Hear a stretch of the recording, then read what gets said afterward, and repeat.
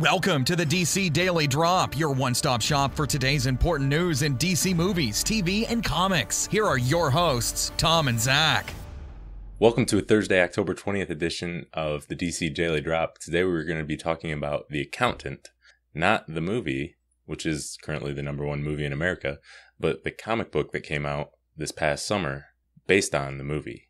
A lot of people don't know about this, but DC, it was announced about a year and a half ago that DC was going to do a comic book miniseries based on The Accountant, with it being done by Warner Brothers, who owns DC. I hadn't found any information up until then, but it's currently, they released a single issue, a one-shot, which we're going to be reviewing today. So if you want to read this comic, it was available apparently at San Diego Comic-Con. It was a free giveaway. And it's also available, Warner Brothers released it on their YouTube channel as a motion comic. And if you go to accountantmovie.com, there's this mind game you can play. It's got like 4 levels. Did you play the game, Zach? No, so I went to the website and I was looking at the other stuff, but I saw that there's a game, but I didn't start playing it yet. Yeah, so it's like this short, there's 4 levels, I think. It's brain games, like adding, subtracting, weird puzzly type stuff, which were kind of interesting, but it took about 5 minutes. And the prize is you get a digital version of the book. So you both read the digital copy and watched the motion comic, right? Yeah, and the motion comic actually takes some little part. It's basically exactly the same as the comic book, but it takes some of the context and just extra dialogue out. But yeah, I read the book and then watched the motion comic. Okay. So those are, if you want to find those, there's links to them in the show notes. What's your non-spoiler thoughts on this comic? I was a little confused when I first read it as to just what was going on with some of the characters. But overall, it's pretty interesting. I definitely wanted to know what was going to happen to the accountant and this kind of universe that they built around him. I wouldn't say universe, world that they built around him that he lives in, like this guy who's really good at numbers, but is also like involved with some pretty shady characters and also can take care of himself with weapons and whatnot. It's definitely really interesting. So it got me wanting to know more about his character.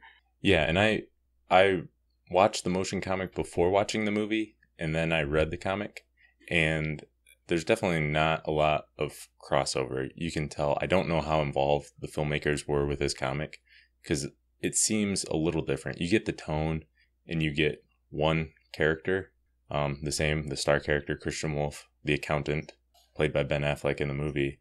That's really the only thing that carries over. Mm-hmm. You know, there's no plot line carries over. So I don't know if this was meant as a prequel or as something else.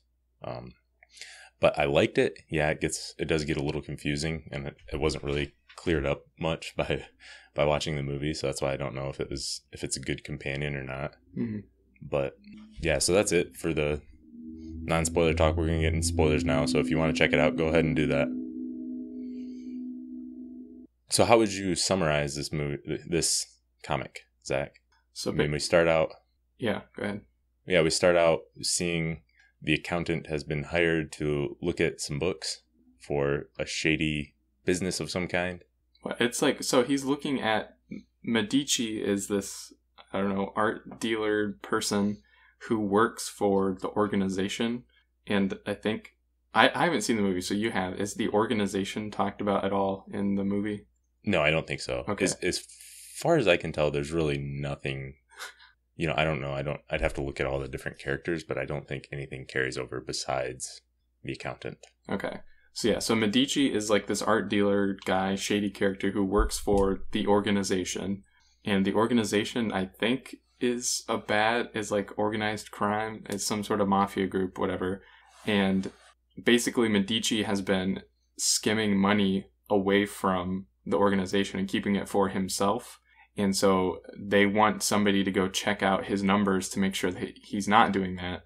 And Alicia works for the organization. This was the part that was really confusing. Like, I've read it twice to try to figure out who she was and who she worked for, because it's not super clear. But I think I figured it out that she works for the organization. So she on behalf of them, hires Christian Wolf to come check out Medici's books and see if he has been manipulating the numbers and skimming money from them.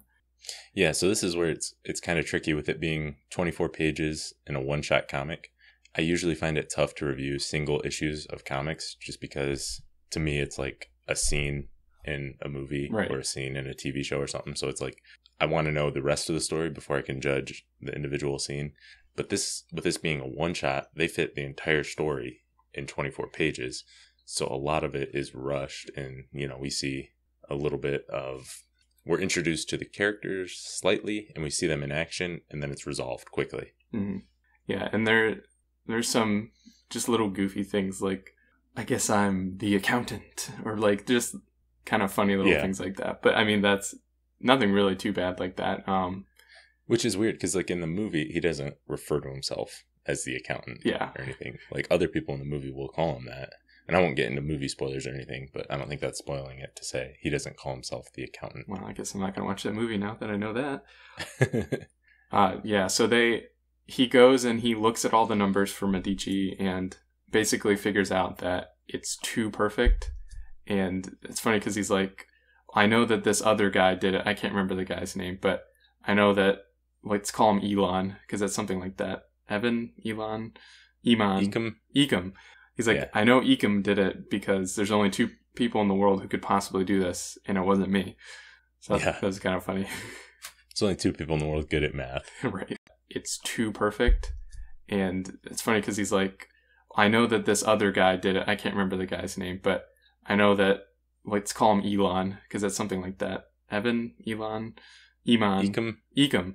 He's like, I know Ecom did it because there's only two people in the world who could possibly do this, and it wasn't me. So that was kind of funny. There's only two people in the world good at math. Right.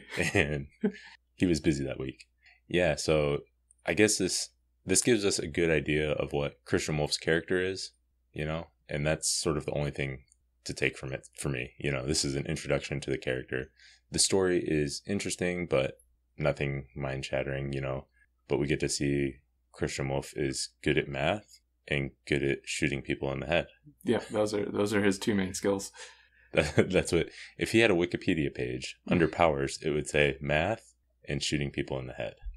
On LinkedIn, he was endorsed for math and shooting people in the head. Absolutely. So there's really not a lot for me to take from this comic besides that. Mm-hmm. And also, it kind of sets up sort of a love interest between him and Alicia, but she's not a character in the movie, right? Right. Okay, so I don't know if they're taking this as, like I said, I don't know if it's supposed to be a prequel or if it's supposed to be its own thing. Like they were setting up a miniseries and they're not going to do it or might do it eventually. Mm-hmm. But yeah, DC Comics released this under the DC name, but they apparently we're going to do a Vertigo miniseries as of last year, but I've never heard anything of that since. Yeah. I mean, that would be cool. Like I said, I am interested by this character, and there's so much stuff that could be fleshed out just from this one issue because, like you said, they kind of packed everything into one issue because it was only a one shot, but... Yeah, so would you read an ongoing accountant comic? Yeah, I think I would read a miniseries. I don't know how long I would want it to go for. I wouldn't want, multiple story arcs and series based on the accountant, but... Right, so I think, I don't know if I'd want to read an ongoing comic, but it would be perfect for a Vertigo miniseries. Or I think somebody could do a really cool accountant year one, something like that. Yeah. Like a 6-issue miniseries showing us his rise to whatever, his origin story, basically, Mm-hmm. And so you've seen the movie. I've not seen the movie. If I liked this comic, would you recommend that I see the movie? If you like this comic, yes, I would definitely say that. If you didn't like this comic, I would say this isn't necessarily a good representation of the movie. Okay. It's always tough to convey humor in comics, but the movie is definitely a lot more fun, and Ben Affleck's performance adds a lot to the character that you don't really get in the comic, like little quirks and mannerisms that make it a more interesting character. Mm-hmm. And also the movie does have really cool action scenes and all that kind of stuff, so I wouldn't necessarily say this is the best representation of the movie. Yeah. Well, Christian Wolf seems like a pretty smart, resourceful guy who, can handle his own with a group of shady characters. I wonder if maybe he and Batman could ever team up. Oh, that's an interesting idea. Yeah, they seem like they might have a somewhat similar skill set. This is Earth 7 Right. Batman. Yeah. Obviously. It's the same guy. But the movie does feel kind of like a comic book in a lot of ways. Like it could be based off of a Vertigo comic or something like that. This is sort of the feel I want from the Vertigo movies that are coming out, like 100 Bullets and stuff like that. Mm-hmm. Cool action, pretty serious tone, but with some fun. And so I think that would be a good measure of what it could be. I don't want to get into too spoilery, but there's certain things like this seems like a comic book anti-hero or whatever in the real world. Cool. So yeah, I think that's all we got for today. We'll be back again tomorrow. Thanks for listening, and make sure to check out DC Daily Drop on Twitter, Facebook, and DCDailyDrop.com. Drop by tomorrow for more DC news.